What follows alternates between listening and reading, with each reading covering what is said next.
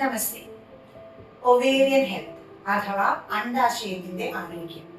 ഇതിനു മുൻപ് നമ്മൾ PCOD കുറിച്ച് സംസാരിച്ചിരുന്നു. അപ്പോൾ ഇന്ന് അണ്ഡാശയത്തിന്റെ ആരോഗ്യത്തെ കുറിച്ച് നമുക്ക് മനസ്സിലാക്കാം. മനുഷ്യ ശരീരത്തിൽ യൂട്രസിന്റെ ഇരുപുറവും വലതും ഇടതുമായിട്ട് 2 അണ്ഡാശയങ്ങളാണ് നമ്മൾക്കുള്ളത്.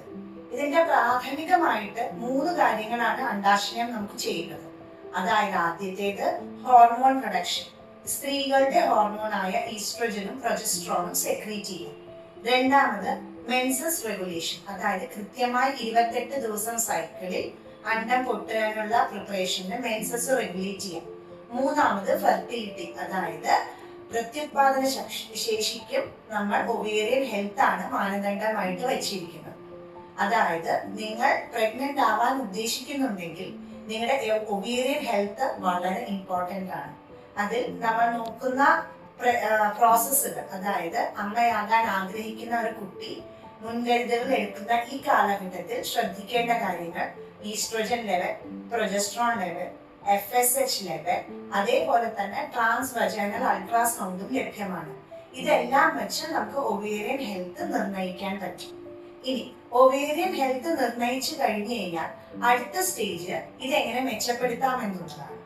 അതിന് നമ്മൾക്ക് പറയാം, ഓവറീസ് എപ്പോഴും നമ്മുടെ ലോവർ അബ്ഡോമിനൽ പാർട്ടിലാണ് ഉള്ളത്. അതായത് ഫാറ്റ് ഡെപ്പോസിഷൻ ഏറ്റവും കൂടുതൽ വരാവുന്ന സ്ഥലത്താണ് ഓവറീസ് പ്ലേസ് ചെയ്തിരിക്കുന്നത്.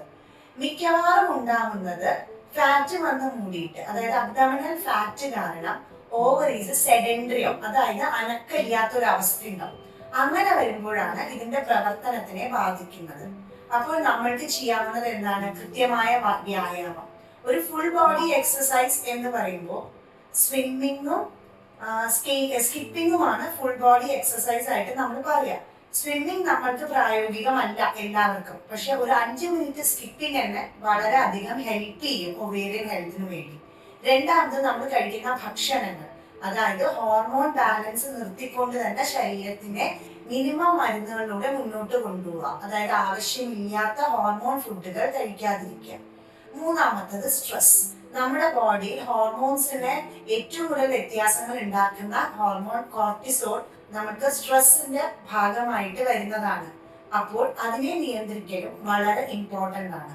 ഈ എല്ലാ മാനദണ്ഡങ്ങളും കൃത്യമായി പാലിച്ചുകൊണ്ട് ഒരു ഹെൽത്തി ഒവേറിയൻ സൈക്കിൾ എല്ലാവർക്കും ഉണ്ടാവാനായിട്ട് കൃത്യമായ അവബോധം ആവശ്യമാണ്, ജീവിത പ്രക്രിയകൾ ആവശ്യമാണ്.